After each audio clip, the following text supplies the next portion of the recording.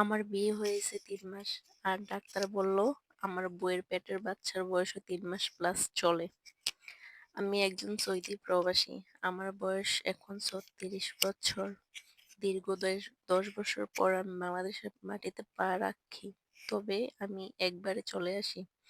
আমার চিন্তা ভাবনা আর বিদেশের মাটিতে পা রাখবো না। বিয়ে করে দেশে কিছু একটা করে খাবো। কিন্তু ভাবনা করে আসছি ছোটখাটো একটা বিজনেস করব। যেমন কথা তেমন কাজ শুরু করলাম। ছোটখাটো একটা কাপড়ের বিজনেস।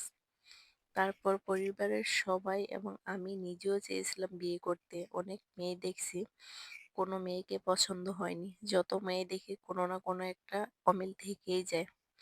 শেষমেশে মেয়ে দেখতে দেখতে ক্লান্ত হয়ে পড়লাম। বয়স তো আর কম হলো না, লোকজনও বাজে মন্তব্য করে।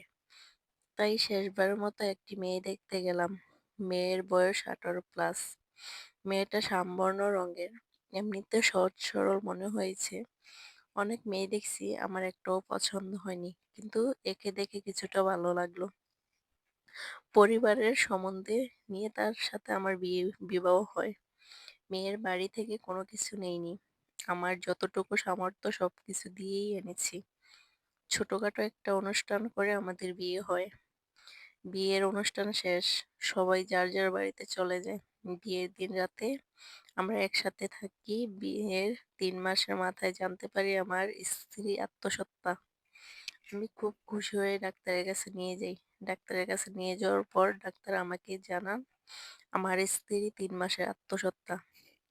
বাসায় ফেরার পর বিষয়টা সবাইকে জানাই। প্রথমে আমি খুশি ছিলাম, কারণ আমি প্রথমবারের মতো বাবা হতে যাচ্ছি।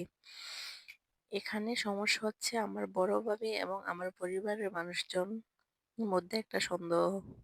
সবাই বলছে এই বাচ্চা আমার না। কারণ বিয়ে হয়েছে এখনো পুরোপুরি ৩ মাস হয়নি, কিন্তু বাচ্চার পেটে কিভাবে আসে? আমার বড় ভাবি সবাইকে ফোন দিয়ে দিয়ে জানাতে শুরু করে এবং সবার মনে সন্দেহ তৈরি করে। সবাই এটা নিয়ে ভীষণভাবে ভাবতে শুরু করলো এবং আমাকেও সবাই বিষয়টা জানালো। আমিও তাদের কথা শুনে বেশ হতাশ হয়ে পড়লাম। আমি বিশ্বাস করি এই সন্তানটা আমার, কিন্তু তারা সবাই আমার স্ত্রীকে কিছু প্রশ্ন করে ব্যক্তিগত। আমার স্ত্রী সঠিক উত্তর দিতে পারেনি, তার কিছু এলোমেলো কথার কারণে বলছে এই সন্তান আমার নয়। এই ধরনের যে কোনো সমস্যা, দুঃখের গল্প শেয়ার করতে আমার পেজে যোগাযোগ করেন। আসসালামু আলাইকুম, সবাই কেমন আছেন? আশা করছি সবাই অনেক ভালো আছেন।